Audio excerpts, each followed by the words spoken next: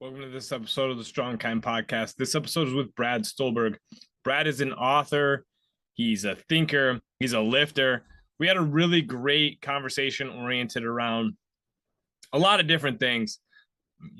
Brad described himself in this podcast as an artist and described how important it is to start to hone a craft in life. And we just got into some really deep and interesting topics that really span a lot of things, including like personal development, personal performance, living life well, and then our own struggles with health, both mental and physical. So it's a great conversation with Brad. Appreciate him coming on, and thanks for being here. Hope you enjoy this episode.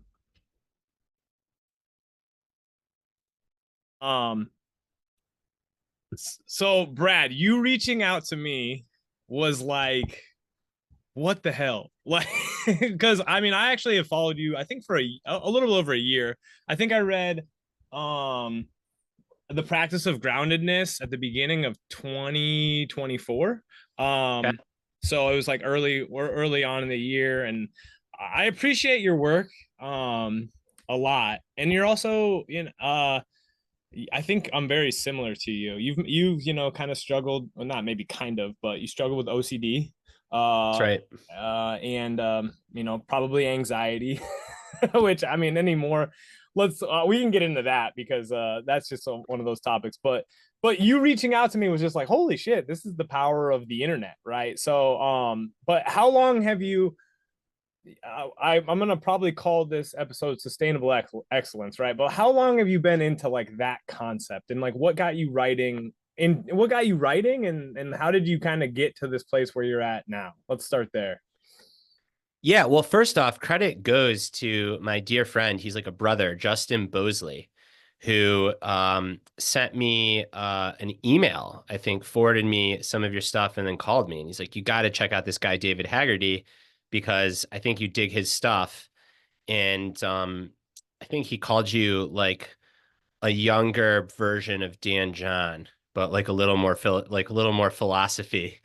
Um, and I'm like, well, that's music to my ears. So I think that what you are doing around strength training, in really, it's not just training the body, it's training the mind, training the spirit, is so refreshing and such a welcome voice. Everything from combining kindness and strength, which is your whole MO, the way that you talk about pain and sensations in the body, just all of it. We're very much on the same page. So the pleasure is mutual.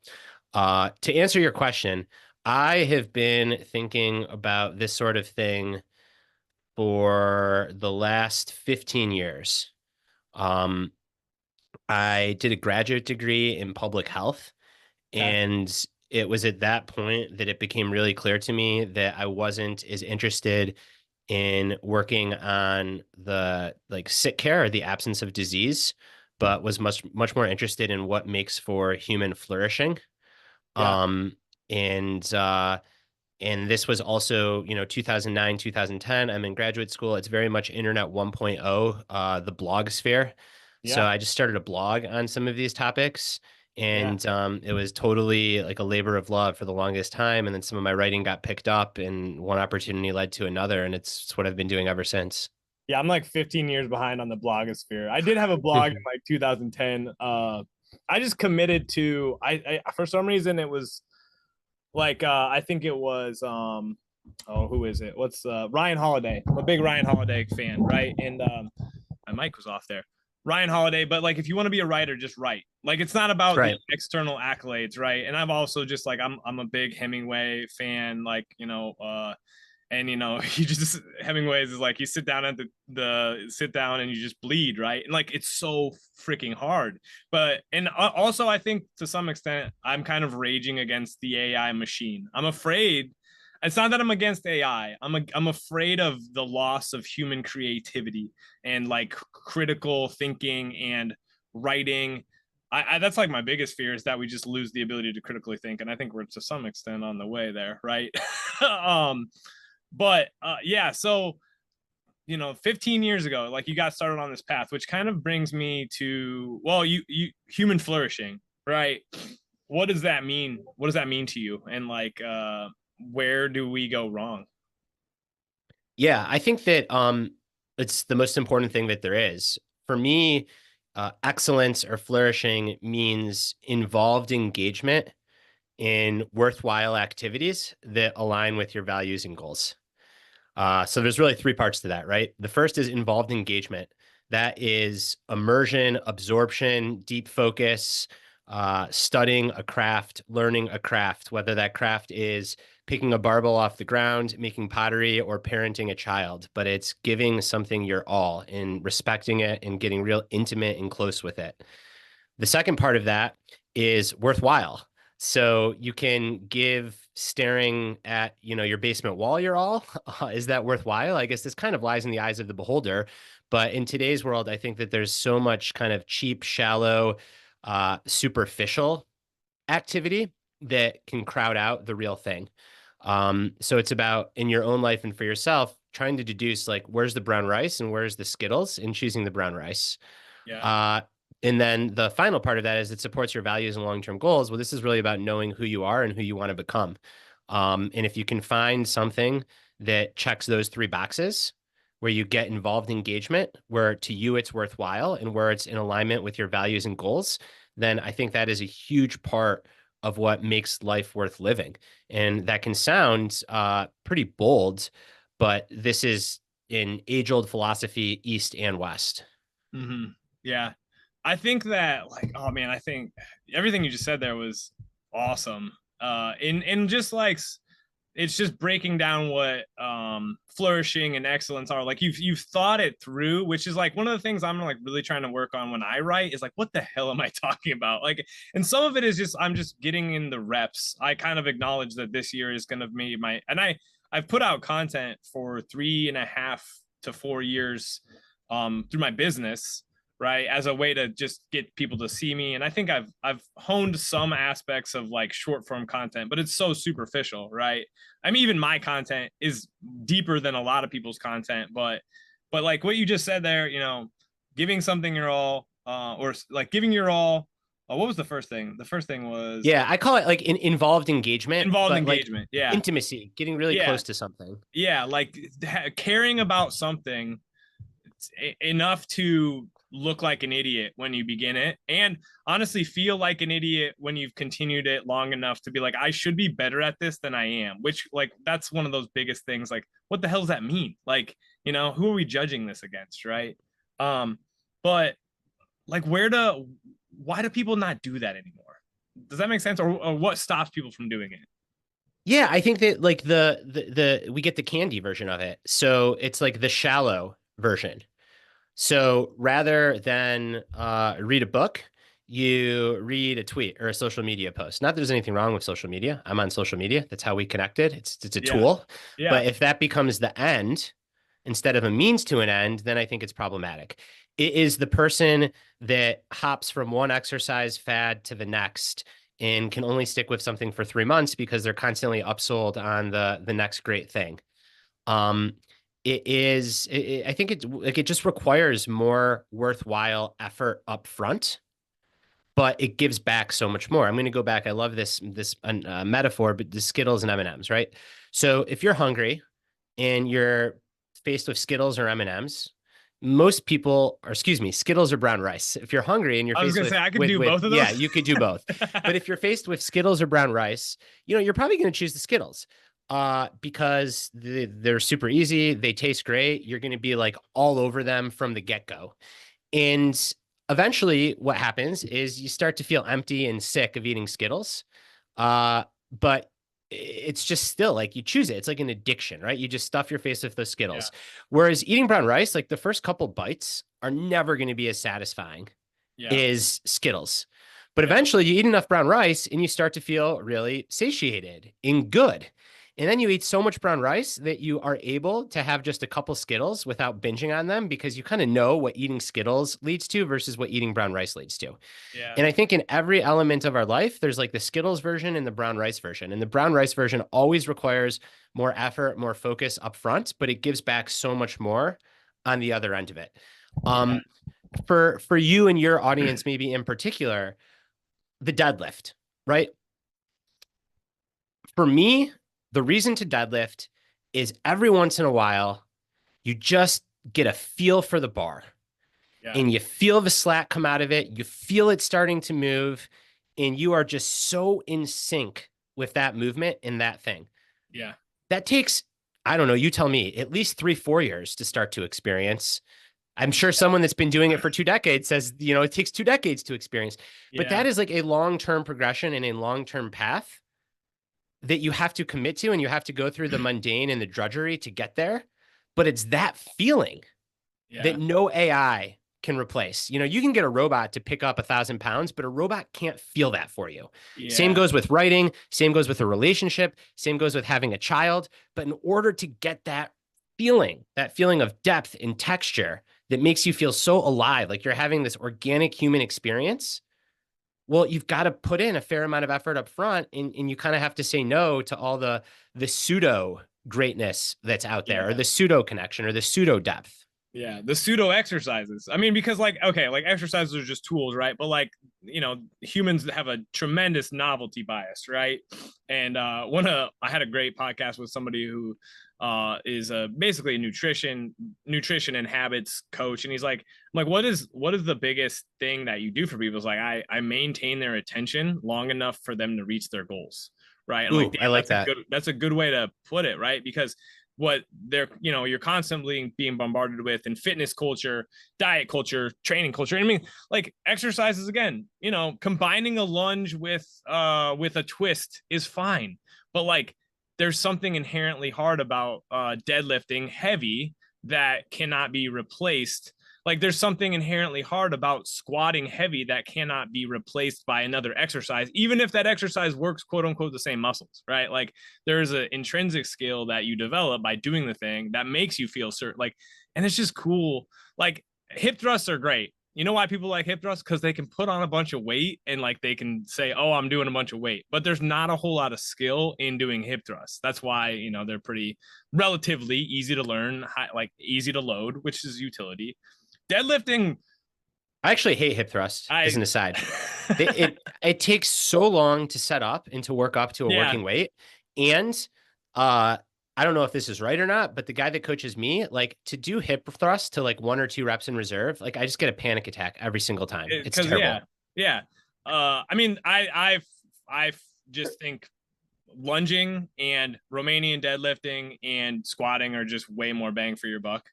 They just don't look that cool. Or that, and Right, because you don't have 400, 500 pounds in the yeah, bar. it's like the thing that, and like it is for people want a big butt, and it is just a way to load up your hip extensors You pretty get heavy, you get right? a nice Yeah. glute pump. But Yeah. anyways, yeah. So without getting too in the weeds on training, although I'm here to do that too. Yeah. Um, I think that to get back to your question, like why don't people do this? I think we are living in a world where we're surrounded by the synthetic candy version of everything, Yeah. and it takes more effort and more attention to pursue the deep brown rice version. And again, Yeah. this is true for everything. Yeah. Well, I just had one of my, so, I'm a coach, I'm a physical therapist. I just had one of my clients, like, they do a weekly check-in and it comes in and it's a few questions. And it's like, I'm just not sure what direction I'm headed in. I want to be athletic and strong. And my approach to coaching anymore is just like, well, what does that mean to you? Right. A couple of years ago, I'd be like, well, let's just switch up some stuff. Let's like make you, and like, but really what it's about is like, what does that mean to you? And people don't know how to answer. People want these things, but they've never actually thought about what that actually looks like, right? Yeah, and that gets back to like the values and goals, right? Like, yeah, be athletic and strong. Well, like if those are your values and goals for this, then define that. Is that the ability to carry groceries in from the car for a 75-year-old lady? Is that the ability to deadlift 650 pounds for someone that wants to compete regionally or nationally? And athletic and strong can mean both of those things. Yeah. Yeah. Yeah. And you have to, that's the cool part too, is like you have to lay it out for yourself, right? Like you get to lay it out for yourself, right? Um, so no, I think that's super powerful. So the what you want to become. I feel like I was having this thought this morning. I play basketball a couple times a week, hopefully a couple times a week in the morning. And I'm like, if Nike put out a commercial that was like, it's you versus you, it would get like millions of likes, right? But if somebody waking up in the morning who's like faced with a struggle says that to themselves, they immediately don't believe it. Oh, it's just you versus you, right? They're like, nah. I mean, I don't know about that. Like, do you get what I'm saying there? Like, when it's like the big company, the Goliath already like saying we did it, everybody's clapping. But when it's like that one, like, when it's you, and don't get me wrong, like, we can talk more about this. Like, there are social, environmental, so many factors that go into sustainable excellence, human flourishing, all that type of stuff. But there all also is like the decision to wake your ass up and do stuff. And I'm not saying like you need to wake up at 5 every morning. I'm saying like wake yourself up and get after your craft, right? And maybe your craft is just living well every day, right? And maybe we should believe in that a little bit, but we kind of don't. We've lost it, right? Yeah, I think that's right. So there's a couple of threads to pull on there. The first is that I think that people love to default to extremes, and the two extremes here are personal responsibility, hard work, no one gets lucky, you own your future, pick yourself up by the bootstraps. And that's like utter bullshit. The other extreme is everything is systemic, you have no agency, everything's outside of your control, and that's also bullshit. Like for 99.99% of people in 99.99% of situations, there is an element of systemic forces on you, and then there is an element of agency. And anyone that tells you otherwise, I think, is like thinking way too narrowly. Listen, are there certain circumstances where that's not true? Sure. If you are born in Syria right now, your agency is going to look a lot different than mine. But for the vast majority of people, probably the people listening to this podcast, you've got certain things where you're unlucky. You've got certain things where you're lucky. You've got certain things where you have high degree of agency, certain things where you have low degree of agency. With that is context, taking that agency that you have. I think that here, what people often mistake is they think that they need to feel really good or inspired or positive or motivated in order to get out of bed and crush it.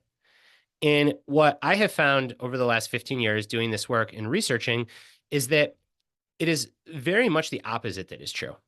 That your emotion, your mood, your motivation follows the actions that you take. So you don't have to feel a certain way to act. You have to act to feel a certain way. Another way to think about it is so many people think that our being leads to our doing, but it's often our doing that leads to our being. In psychology, there's a school of thought called radical behaviorism, where this kind of aligns.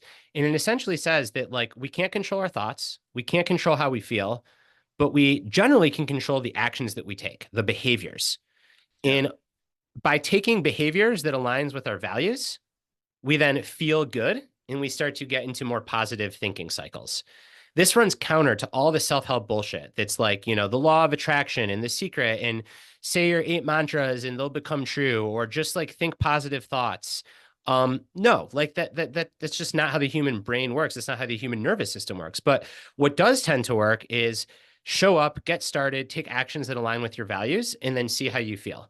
And I think that this is so important for people, particularly that have like a lot of like deep empathy and maybe a temperament that is like a little bit, I guess what people would in the past call like melancholic.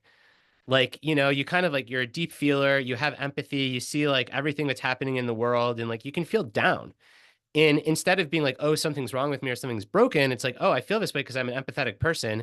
I don't have to will myself to a new feeling state. What I need to do is show up and take care of the activities and people that matter to me in my life, and then I'll feel great. This is in the literature. It's called behavioral activation. It's thousands of studies, truly thousands. And then in all my reporting, like the best athletes, right? Olympic medalists, NBA basketball players, NHL hockey players I've spoken with, the vast, vast, vast majority of them, they don't wake up feeling great every day. Yeah. They struggle to get out of bed. They feel down. They wonder, they wonder what's next. Yeah. Right. The only people that wake up great every day are the influencers whose whole job it is to make content saying they feel great every day. And generally they're doing it with their shirt off from a cold plunge and they're fucking full of shit. Yeah. However, people that are really doing it, like they go through the same range of emotions that any other human goes through. What they've gotten really good at is like showing up, taking action, and then hoping that the feelings will follow. Yeah. Did you have you ever read The Expectation Effect by David. I can't remember his name. I have. So I mean, like, I'm also reading this How Emotions Are Made by Lisa Feldman Barrett. Great book. Yeah, I mean, all this stuff like runs together. Yeah, It's a big part of my book, Master of Change, where I like connect uh essentially how we respond to unplanned changes to like pain science. yeah, And it's like essentially like if you have an expectation for something, then that expectation starts to shape your reality and how you're going to respond to reality, all the way down to like the physical sensations that you'll feel. yeah, And so much of our challenge is when our expectations and our reality don't meet. So if yeah, your expectation is that you got to feel like David Goggins every morning to live a successful life, your reality is not going to look like that. And then you're just going to beat yourself up. In the you versus you, you're not going to believe it. You're going to be like, I'm a failure. I have no energy. I can't do this. If your yeah, expectation is more accurate, which is maybe David Goggins is performative, maybe he's an alien, it doesn't matter. Most people aren't like that. yeah, Hey, you can just get going and give yourself a chance. Well, then you can be kind, strong and kind, right? You can be kind to yourself, which allows you to be strong and do the thing. yeah. No, yeah, the concept of tragic optimism, you've been a proponent and you've put that out there. That's very much me. I would probably say that I lean towards the side of it's crazy because my optimism for other people, and I think this is also the power of relationships and whatnot, is like if somebody's in front of me and it's like they want to do that thing, I'm like, yeah, well, why not? Like, go do it. Like for me, sometimes, and I still have that belief in myself, but you also like my identity as a kid was I was the smartass who like learned to get to like I wasn't the most athletic kid and I grew up in a sporting context. So like I learned to use like my smartassness and my hardworkingness to like get through things. And that has been very useful and it's carried me into my adulthood and it's been beneficial. But there's also now I have to like learn to be different ways. And like my pessimism in myself sometimes would hold me back from doing cool shit. And it's like, no, you have to have this optimistic yet realistic expectation, which again, like there's not a dichotomy necessarily. Like you learn to function in different ways. And also like, dude, I don't know about you, but I was working with a therapist a couple of years ago and like a lot of it was like, dude, you're just, and 2020 was a different animal for existential woes in our day and age, right? But like I was just afraid of dying, right? And I was afraid of seeing the people I love die. And so once I actually just dealt with that and was like, yeah, you're going to freaking die, dude. Like, and people you love are going to die. How do you move forward? I started to just work through some of my suffering in that regard. Right. But you have to bring yourself to that level of depth, which a lot of people, again, don't necessarily do. Yeah, they don't have the support, they don't have the tools, or they don't have the language. I mean, and that's like the crux of tragic optimism in a nutshell. Is like everything that we love is going to die, and we're going to die.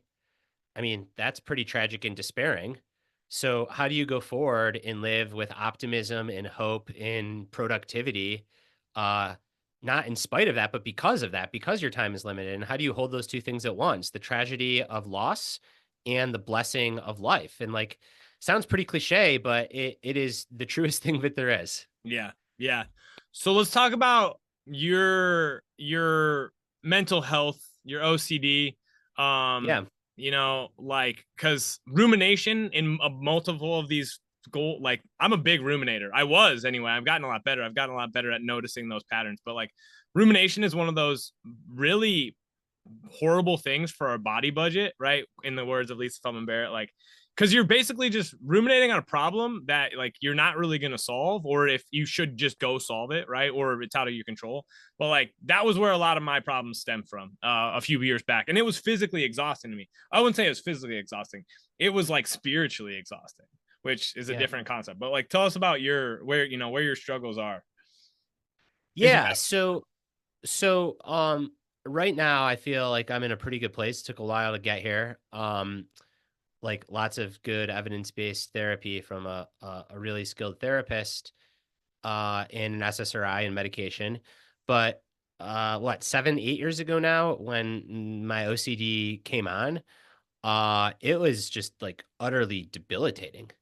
Um, I I could not get through an hour of a day without just being completely blown up by like the worst, most intrusive thoughts and then associated feelings of dread, of panic, of anxiety, like 10 out of 10, full body, like this is just physically painful. I would do almost anything to make this end.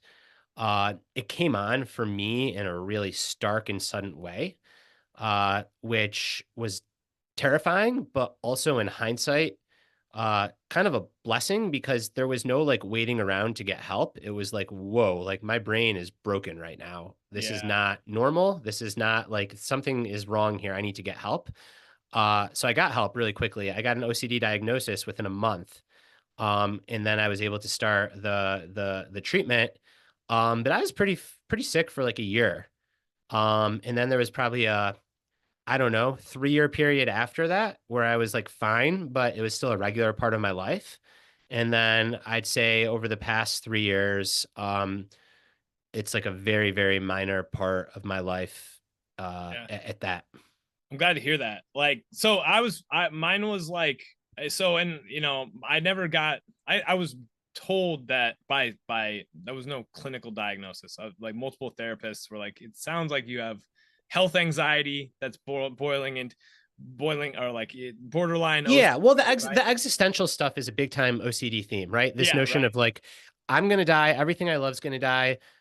What's the meaning of life? How can I Yeah, possibly enjoy March Madness? This basketball game's on. This is so yeah, pointless because we're all gonna die. yeah, yeah, And obviously, like we can say that now, and it's like both true, but it's not making you want to like crawl up into a ball of depression. But when yeah, you're in the thick of OCD, like that yeah, thought has so much emotional weight behind it that yeah, literally, like, you don't want to be around people yeah, because what's the point of all this? And it's yeah. so freaking charged. Yes, it's And then you supercharged. live that 24/7. And then you Yeah, wake up in the middle of the night and you're like, am I still depressed or am I not depressed? And then the minute you yeah. ask yourself that question, you feel depressed. Like I think people often think that OCD is like perfectionism or being really well organized. Like it is none of those things. It is trying to live life with this giant hand in front of your face, and that hand is like anxiety, despair, and depression. Yeah, and which like I think one of the things that I like about reading through that book is like there she talks about the degeneracy of a lot of human like neural networks taking us to the same place, right? And so I mean I was also in hindsight very fortunate because instead of it being that slow blanket decree like like creeping sensation of like life isn't what I thought, it was like pronounced and fast, and I started to have Yes. anxiety attacks. And I was like, and I do believe like you hurt where you care, and I care about my physical health, 100%. right? And so like you go to the emergency room a couple times and you have doctors look at you like your blood pressure is 120 over 74 and your heart rate's 70 like you're fine, right? I think you're just freaked out, and then you cry in a doctor's office because you don't know what the fuck's going on with you, right? And then so but Was that your path, like through health anxiety and like panic yes. attacks? And Yeah, it was yeah, like panic attacks, just continue. So, and then like, my clinical brain is trying to figure things out. like Oh, what's wrong? Right. what, Is and my like, do I have like adrenal cancer or whatever it is? yeah, Yeah. like, or like, and I'm going down, and my sister-in-law is like, well, like, if you're having kind of mild weakness, you could have a brain bleed. And like, I'm like, oh shit. Yeah. And, and like, I love my sister-in-law, right? But she's a nurse and my wife's a PT. And, so we're like, and this is what medical people do all the time. Everybody, I'm just going to tell you, like, the medical people in your life are freaking psychos about trying to solve their problems, right? And a little bit of knowledge goes a long way in maybe effing you up. But then it just Sure. kept getting into this deeper and deeper irritability, deeper and deeper trying to fix the problem, having to pee 24, feeling the sensation of having to pee constantly, like all these physical symptoms. And then it just was like, I was spending hours a day. I would go work. I would cry after work because I couldn't, like, you're people in pain. Well, it's pointless. Like, I was You're working gonna honestly. die. Yeah, Yeah. like you're gonna die. Exactly, right. And then I'd go home and I'd try to solve the problem for 6 hours. The only time that I felt like Yeah, that myself. sounds a lot like OCD. And then like you go to Dr. Google and you're Googling everything and like you're trying to figure out like what's wrong, what's going to make it better. And like, this is beyond my level of expertise and knowledge, but like I do think, and I think like the word nervous system gets misused a lot and it's kind of become Bullshit. like It's a a garbage trendy term. And thing. yeah. Yeah. However, if nervous system is like our consciousness and mind body connection and how that works together, I think to be in a persistent state of anxiety like that really messes up your nervous system. Like Yeah. I was having like muscle fasciculations. Yeah. Yeah. Dude, so was It's I. just like a Yeah. mess. Well, because I do, all the models, there's grains of truth in a lot of the models, right? So fight or Right. flight. This isn't totally what's going on, but like there is aspects of that where you're trying. I do believe in like, to some extent, I needed mental rest, right? And that's not necessarily Yes. physical rest, but I needed mental rest that I was not giving myself.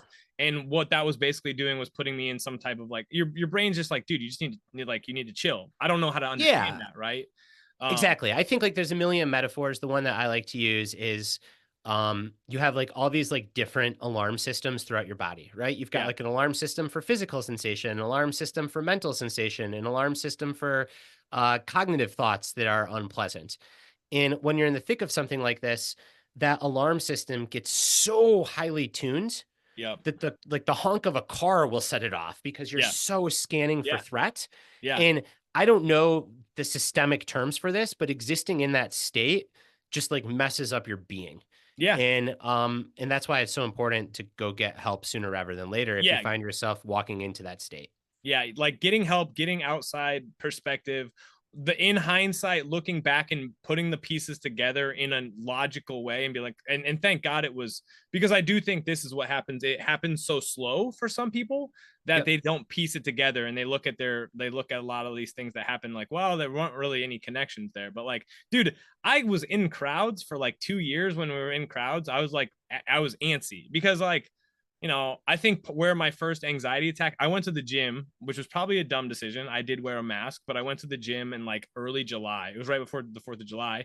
And my brain was like, you shouldn't be in here. You work with elderly people. Like you should be, this is dumb. You could be getting COVID. You could be spreading COVID.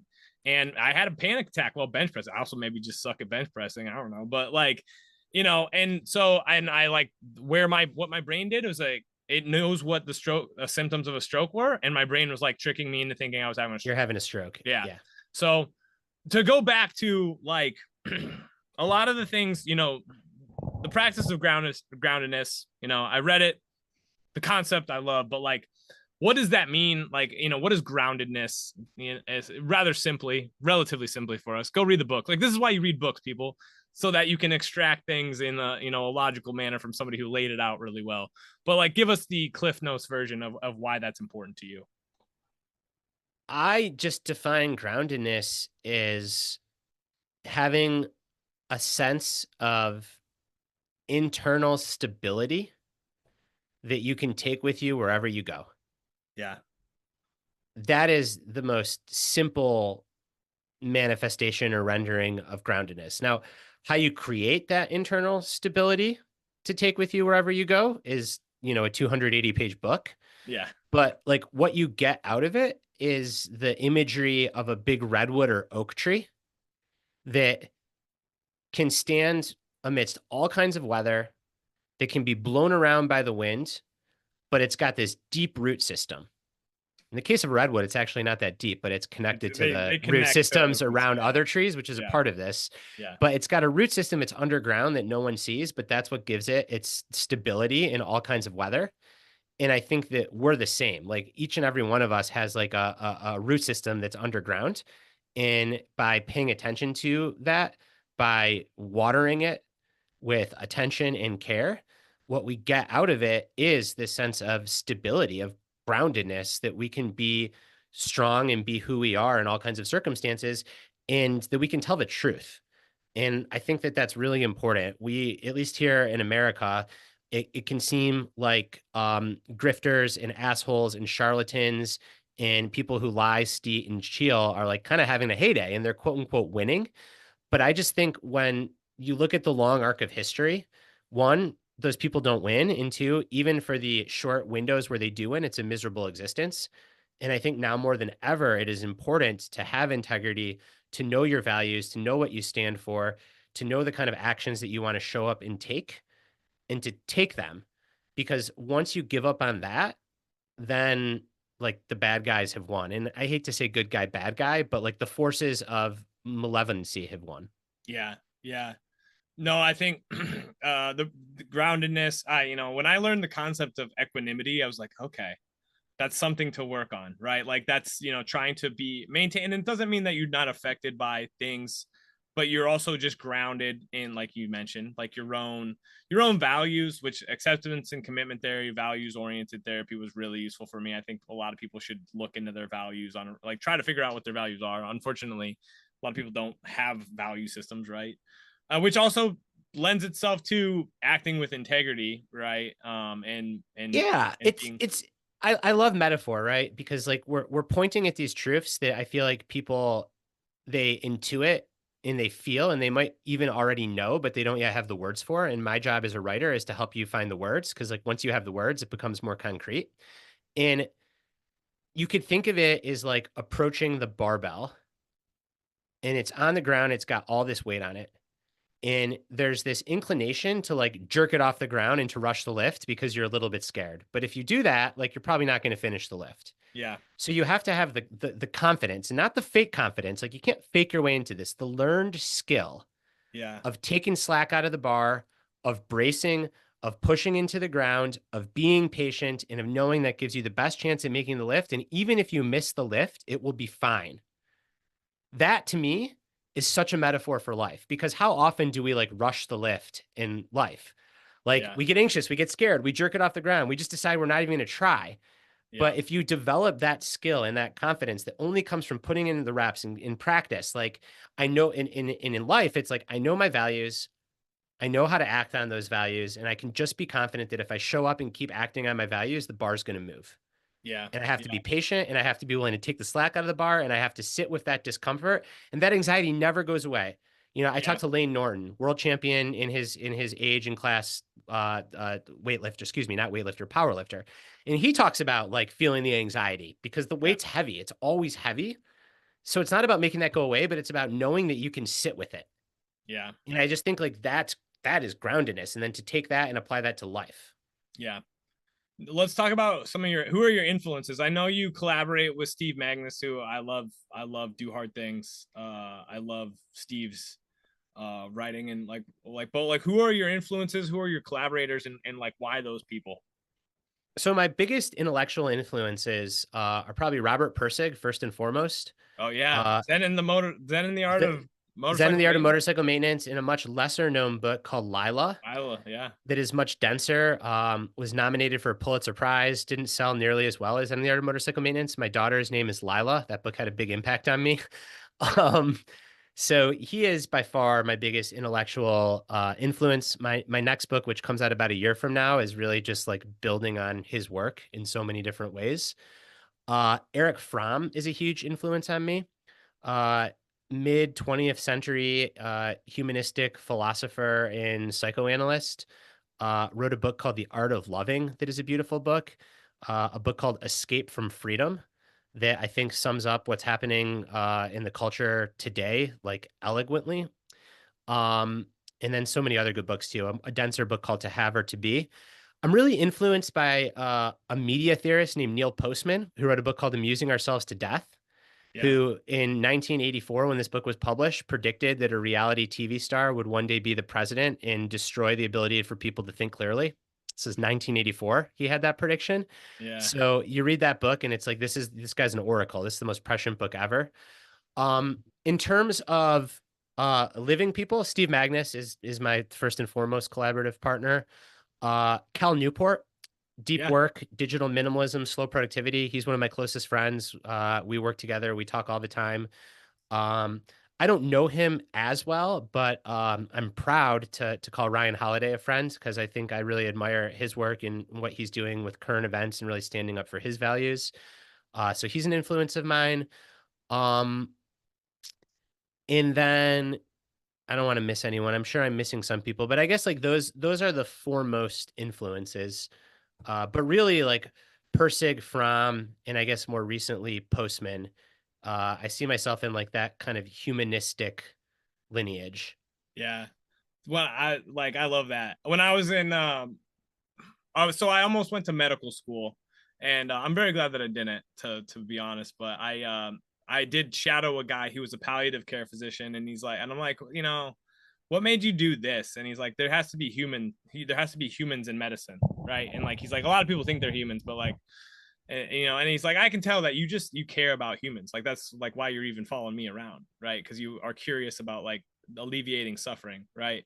So I love that list. I haven't read any of Fromm, but I remembered that quote from something where, you know, somebody made that prediction. What is it? I also love So Good They Can't Ignore You. I read So Good They Can't Ignore You like last Great year. book. Like, so That's good. Cal Newport. Yeah, great Yeah, book. it's because it takes we can kind of finish up here. I gotta go take over baby daddy duty in like 10 minutes, so I'm just letting you know. But I appreciate this conversation. But like, stop hiding from the work and just get really good. Just say, what is it going to take for me to get really good? And that's usually, like you said, accepting the slow process, right? Accepting that you have to bring high intention on a regular basis, and just saying, you know, and like also accepting that your uniqueness, I think, and your uniqueness, people follow their passion when they should follow like legitimate hard work with interests that they have, right? So how is that? And like also just like Steve Magnus, you know, doing hard things. You're, you know, like you post about, for anybody who doesn't follow Brad, please go follow Brad on Instagram and go buy his work. But like, it's excellence doesn't come from cold baths. You know, if you like to take a cold bath, great. But like, it's not a hack. There's no hacks, right? So like, tell us, why do you care about that? What are you trying to do when you're posting stuff like that? Well, I'm just trying to, one, remind people that like aren't into the pseudo grift, that like they're not missing out on anything. Yeah. And two, I'm trying to remind so many well-meaning people that are just looking for an edge, something to help them with the overwhelm, to get a little bit better, that there's an entire industry to take advantage of that desire, that will sell them elaborate kabuki that is masquerading as the real thing, when the real thing is to know the fundamentals of whatever you're trying to get better at, get good coaching and or mentorship, and do that thing as consistently as you can in a way that has some kind of progressive overload or periodization. And I'm not just talking about for training your body. That's how you write. That's how you parent. That's how you build a relationship. Like, you need to challenge and stress yourself appropriately. And then you need to couch that in the body and mind's ability to adapt and to reflect and to evolve. And then you need to apply the stimulus again. And that Yeah. is it. And it is so simple, but simple does not mean easy. And I think it's really important to give people that reminder. I think to So Good They Can't Ignore You, um, my two favorite musicians are both singer-songwriters. One is named Jason Isbell, and then the Yeah. other is named John Moreland. And neither of these guys have like massive audiences. Yeah. Like, none of them are what I would call like extremely commercial. And that's okay. Like, I love them because their stuff is really good. And I Yeah. think that especially in this day and age where like there is this new attention economy that kind of like homogenizes culture. Yeah. Um, I recently had someone tell me that like you look at like top 40 everything, it's all the same. So all the top 40 songs, they kind of sound alike. You go to like you know, top 40 revenue companies, they're all selling the same shit. He even said you know, like you go to Pornhub, the top 40 Pornhubs, it's all the same. Like, it's all the same shit. Like, everything is getting Yeah. homogenized in culture. Yeah. And I think part of being so good they can't ignore you is realizing that like maybe you don't want to play that game. Yeah. And you don't need to be a celebrity on the internet. If you can be a celebrity with other people who care about the same craft that you care about, and by being a celebrity, I mean they respect your work, Yeah. that's the game that I want to win. And I Yeah. think it's really important because like there's a marketing game and there's a craft game. Yeah. And I think it's important not to confuse the two. It can get really despairing when you look out in the world and it's like, oh my God, the marketers are winning everything. I mean, in Yeah. physical fitness, it's probably the worst. Like, anyone can go dope themselves to the gills, starve themselves, become miserable, cheat on their spouse because they're so miserable, and then flex their muscles and their abs and sell a 2-week online course to get shredded and get 1 million Instagram viewers. But that's bullshit. That's marketing. Like, the actual craft of coaching, you don't have time to do that all day because you're out there coaching people. Yeah. And I just think it's like, I see so many good people struggle because they're playing, like they're trying to win the wrong game. Yeah. And Yeah. I think that, like, it's important to know the game you're trying to win. And that gets back to defining your values and what matters to you. Yeah. Defining the game you're trying to win as an adult. Like, I love sports, man. I got up at 5:30 and I went and played basketball this morning. It freaking sets the stage for my day. I freaking love it. But it's probably never not been part of like youth sports, but like we're doing it more and more where we're like trying to capitalize on kids and like them playing specialization. Range is one of my favorite books ever by David Epstein, right?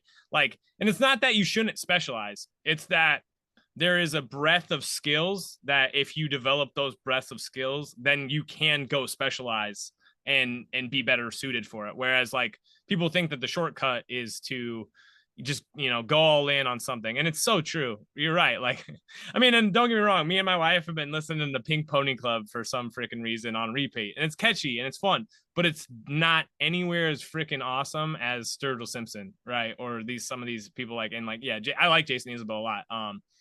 So yeah, I think Sturgill Simpson's great. His new song about, I forgot what it's called, but something like Jupiter. yeah, Fairies on Jupiter. yeah, So good. So sad. I mean, I like sad songs, but yeah. just devastating. Very Dude, good. I see stories. I listened like for a year. Like I just listened to that whole album nonstop for a year, and which is maybe that's my tendency to do things, but like, God, you said this is why I love lifting weights, because it's such a profound analogy for pretty much everything, right? You have to find the right dose of stress for the thing, right? You have to, get intentional about it. Then you have to figure out how to balance that, because you can't train all the time, right? You can't like, you have to up your dose over time, maybe, right? And there's a lot of ways to do that. Running's a great analogy too. I think that's also a really good one. But yeah, when you start to see that, you can start to apply that to just about everything else. It's like, hey, like, we have and there's such direct feedback. yeah. And that I also love. Like, Oh, that's a great point. To feel your in this, like this can sound elitist, and you've probably been training longer and at a higher level than me, but like to feel your way into a good training groove is just like, it's back to like what makes us human. That is like such a cool special thing. Like, it's the definition of Robert Pirsig's quality. Like Yeah. when you are paying so close attention to an activity or an endeavor that like you and it kind of start to merge. And yes, like you're still guided by your head and you're guided by your program and you're guided by your coach, but like you just kind of feel like, I'm getting fresh now. This is what it Yeah. feels like to be fresh. Up, like I'm pushing the edge. I'm overreaching, and I know I probably have like one more week that I can carry this amount of fatigue before it works against me. So like I'm going to give it one more week, and then I'm going to have the confidence to step back, and then I'm going to get fresh again. To me, like, forget the amount of weight on the bar. Like the reason I do this is because that like dance with Yeah. progress is the most addicting thing there is. Yeah, that's a beautiful way of putting it. And because the hardest part about training is your greed, right? It's your fear of losing it, and then you go into greed mode, right? And then you really do lose it, right? So it is learning to dance with it. You said something early on. It's kind of where I want to wrap up. But like the mind is the programming, right? The body is like showing up and doing it, right? Because nothing's going to happen if you don't show up and do it. And you need to have a program. I do believe that a lot of programs can kind of take you to the same place if you show up, and depending on your preferences, but like the spirit is where you feel it. And that's what a lot of people miss. And when they're like doing this stuff is their spirit's not in it. Like they show up, they follow the program, but they never get like into that, what am I doing this for? And how do I like do it well type of thing. Right. Yeah, and I think like that is some of that is just temperamental. I think some people are more inclined to be engineers. Yeah. And to think like an engineer, and to like inhabit the space of an engineer, and we need those people. And society couldn't function without them and their creations. Other people are artists. Yeah. And I think like I am just more of an artist. Like I was a deeply feeling kid.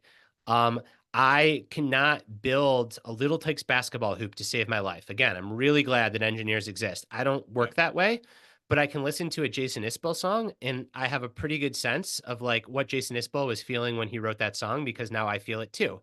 It's just a different way of being in the world.